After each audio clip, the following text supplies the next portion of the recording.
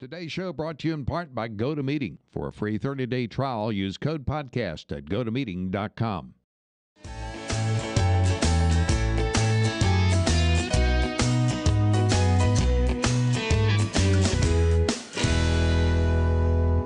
If you're on the website watching this episode, check out that cover image. I understand Courtney's picked a great one for us, talking about how to exercise while you're on the road and how to stay healthy. And to help us with that, Sylvia Tonnesser. Sylvia, this is going to be a fun one. Okay, so we did talk about activity in the past, but I really want to bring this up just a little bit more in more in-depth kind of discussion, only because I did take a survey of a lot of people that are like us and on the road, and one of the areas that was the highest percentage was people trying to figure out how to get in activity when they're consistently on the road in their small motorhomes or campers or small environments. Now, you're not a full-time RVer, but you spend a number of days on the road and you do a lot of weekend trips, and so there's a lot of riding, a lot of activity, and that's certainly going to be hard on the back if nothing else. What are the types of effects that you see that really point towards a lack of exercise that kind of creeps up on people while they're having fun? Well, I think a lot of times when people are traveling and they're on the road, whether they're full-timers or whether they're significant part-timers, if you will, think they're on a 100% vacation mode. So they tend to forget about still needing some sort of physical activity to keep their heart rate up, to help some of the cardio and to help their areas of weakness, let's just say, in their bodies. Sitting in a motorhome or a car, if you will, traveling for a significant amount of time does not do us any good, whether it be from the lower back to our hips and thighs to even some of the circulation in our feet. So you want to make sure that you're getting up and moving around. Mm-hmm. Well, now, do most people, when they come to rest areas and so forth, is that sufficient? They get out, they stretch, they go to rest area, or maybe get some supplies and so forth. Is that enough to keep people limbered up for, let's say, a week's trip? Well, sure. I mean, if you're going to be, one of my first top tips is to have a good pair of tennis shoes in your coach or in your car if you're traveling in a car. And absolutely, you can take a rest stop and you can take a nice long walk around. Many times people say, oh, well, if I had a dog, I'd take a walk. Absolutely not. Take a walk anyway. You can take a walk around the whole entire rest area or a portion of it and get movement in your in the circulation of your legs. What does that do for you kind of psychologically? Because summertime, it's hot. A lot of people like to have sandals and that sort of thing. If you have the proper walking shoes, does that tend to give you more of an incentive? It does. And in fact, there are many times that I tell people, just put the shoes on. Don't think about it. Don't think about it. Just put them on. And then once they're on, you're going to take a walk. And if you're at a campground, more importantly, to have some good walking shoes, because, the tips are take a walk, even if it's, I'm going to go out for 10 minutes.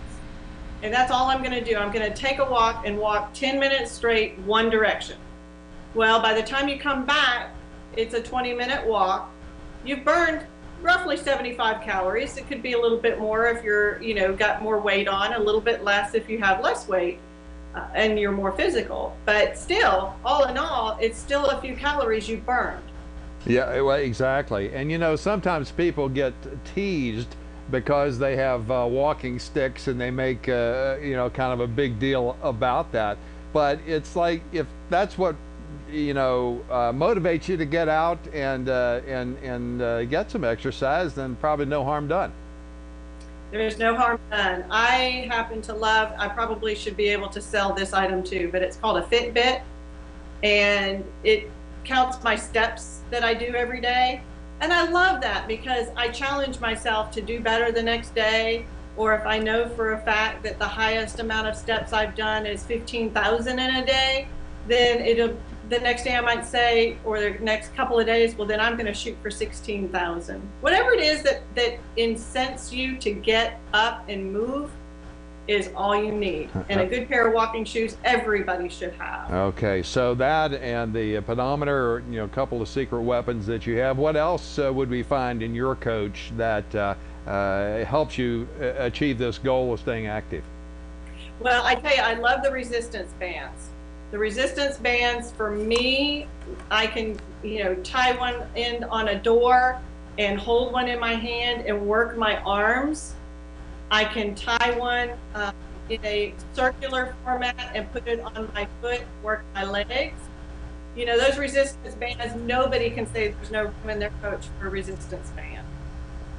So you can work from head to toe with those resistance bands. And each band has a different color, and a lot of people don't realize that's the actual resistance part of it. One has a little more resistance than the other. Mm-hmm. So know the colors on the bands that you choose as well. Right. So now if you're doing that most of the time, do you, as you're traveling, do you exercise in the coach, or do you try and get, you know, outside, assuming that you've got a more or less private area? Either way, you know, it's funny when you said that, the first thing that came to my mind, I remember trying to work my arms on a long trip when we lived in Indiana and we were driving to Georgia when our first granddaughter was born. And I was in the car trying to work my arms while my husband was driving. And there he goes, he said, could you please not do that while we're driving? Because I nearly knocked him in the face. So know your surroundings, so you don't end up knocking somebody when you're active in the coach or while you're driving. Okay. Well, now one of the next things on the list here is an exercise mat. Now, is this, you know, a yoga mat, or is this something special, or is it just something to protect yourself from the ground?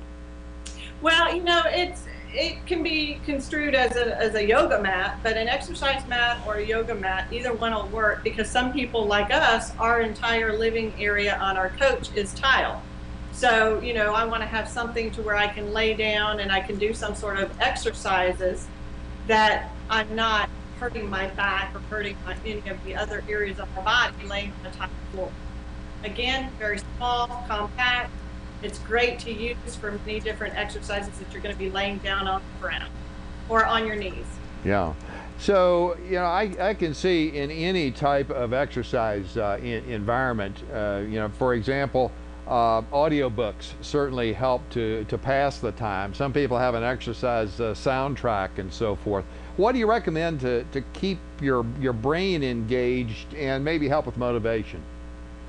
Well, I tell you, you know, talking about the DVDs, I absolutely love the DVDs that are easy, fun, and give me something different, because we do a lot of walking and we love to do different hikes and so forth on the weekends when we're not out in our motorhomes.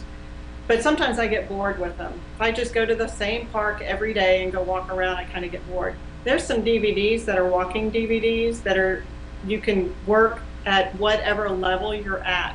If you're at a level where you haven't been exercising at all, there is a lower impact one up to a higher impact one. One of my favorites is Leslie Sansone. She does some great walking DVDs. There's yoga DVDs.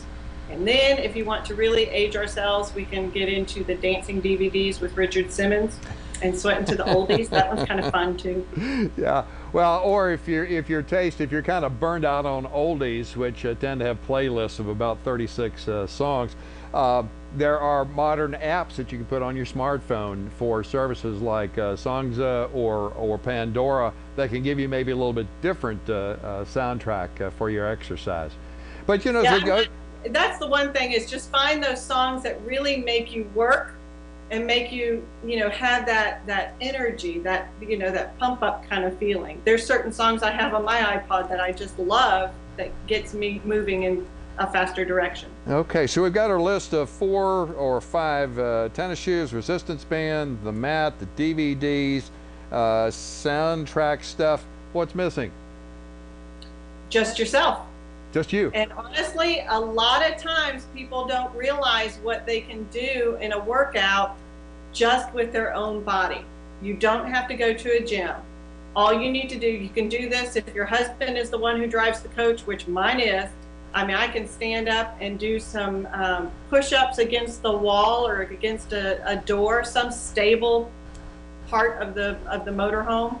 And if you are at a rest stop, you can, even in the restroom, you don't have to show anybody before you get out of the restroom itself. You could do 4 or 5 of them. And it's really just the push-ups against the wall. You just put your hands against the wall and push in and out, just like if you were to do a push-up on the floor. Yeah. What do you find as a way to fit this into your day? Because obviously, if you're trying to make a particular destination, you're trying to make time. You got to fill stops. There's just a lot of there's a lot of busyness associated with the recreation. How do you make time for this? Well, the thing is to make sure that you know that you don't necessarily need a complete 30 minutes or 60 minutes. If you can just get in 10 minutes 3 times a day, you can. That is plenty to get you motivated and moving. Mm-hmm. You know, one of the things that I love to say is, you know, I started off with just, okay, I'm going to go out, I'm going to walk for 10 minutes, knowing that by the time I come back, it's a 20-minute walk. There are some other things. If you're watching TV at night, stand up and march in place. Get a couple of bottles of water or cans of vegetables and really work your arms during those commercials. Finding that you're not consistently sitting, but you're finding those blocks of time where you can do just a little bit and just grow from there. Okay, well, that kind of wraps up the 5 great things: tennis shoes, resistance bands, exercise mats, DVDs, and yourself. All of them to help you keep fit and have fun while you're exercising on the road. Sylvia, thanks for joining us. Might also remind you that there is a Pinterest board for RV Newsnet, and there's an RV Healthy board with some additional tips, also recipes, and a lot of cool stuff that Sylvia puts up there from her site at rvhealthy.com. Don't forget to watch us on Roku or Boxee, the over-the-top television sites, as well as you can find us on Facebook, and you can also send questions or comments to Sylvia using a Twitter account. Just use the hashtag RVHL. Thanks for joining us. We'll see you next time on RV Healthy.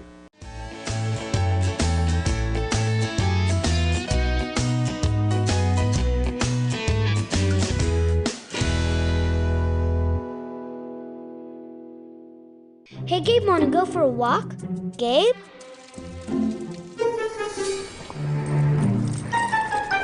Gabe?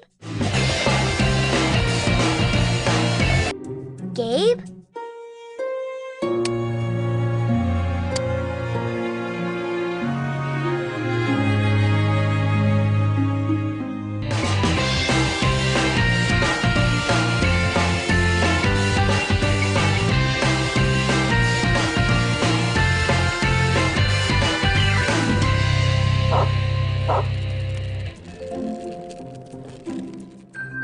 Hey, buddy, you lost? Hold on. If your pet is the adventuresome type, be sure he's connected to PetHub. A quick scan using any smartphone shares your pet's vital information so that even his wildest escapades have a happy ending. PetHub, reuniting pets with their families. Come on, Gabe, let's go home.